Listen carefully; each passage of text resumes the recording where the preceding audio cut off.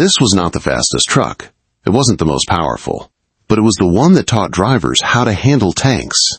In post-war Sweden, a machine appeared that could go where others simply gave up, through snow, mud, and forests without roads.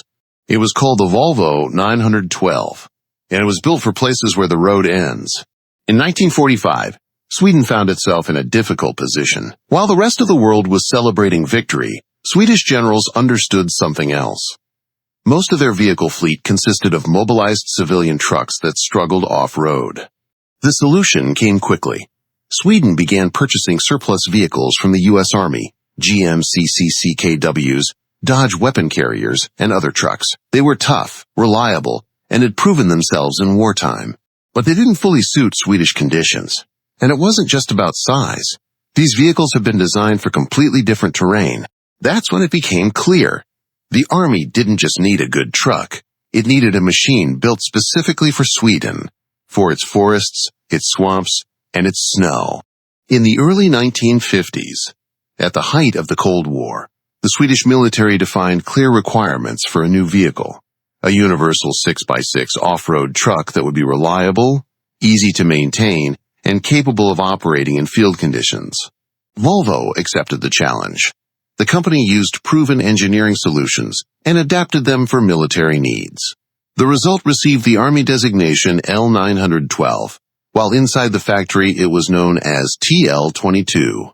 From the very beginning, this machine was designed for harsh conditions, places with no roads, no service, and often no warmth at all. Its construction was deliberately simple, minimal complexity, maximum mechanical reliability, so it could be repaired even in the field.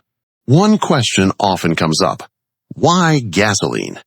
At first glance, it may seem like a strange choice, especially for a military vehicle, but in the 1950s, diesel engines had a serious weakness: cold starts.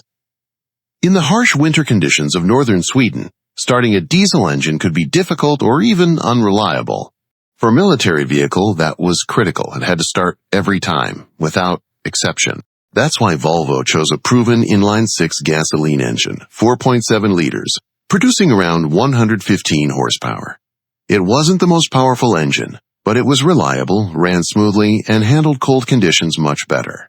It provided stable performance in harsh environments, which was far more important than speed or fuel efficiency. But there was a downside: fuel consumption. After these trucks were retired from military service, many civilian owners replaced the original gasoline engines with diesel ones to make them more economical to operate. This gearbox had no synchronizers. That meant the driver couldn't simply shift gears like in a regular car. You had to feel the machine, match the engine speed precisely, and operate the clutch with accuracy. Make a mistake, and the gear simply wouldn't engage. That's why the Volvo 912 was often used in training military drivers, including those who would later move on to heavy equipment such as Centurion tanks.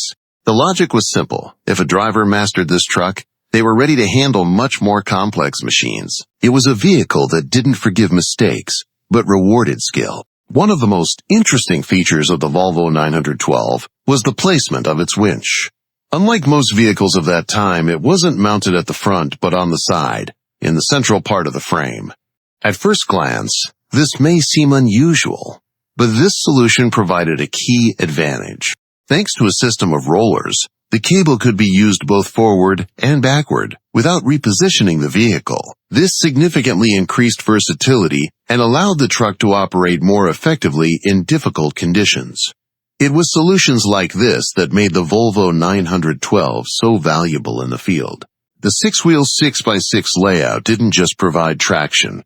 It also helped distribute the vehicle's weight more evenly. This reduced ground pressure and allowed it to move through mud, snow, and soft terrain, where conventional trucks would simply get stuck. All-wheel drive, differential locks, and a low-range gearbox made it a true off-road vehicle. But most importantly, it was a highly versatile machine. It wasn't built for just one task.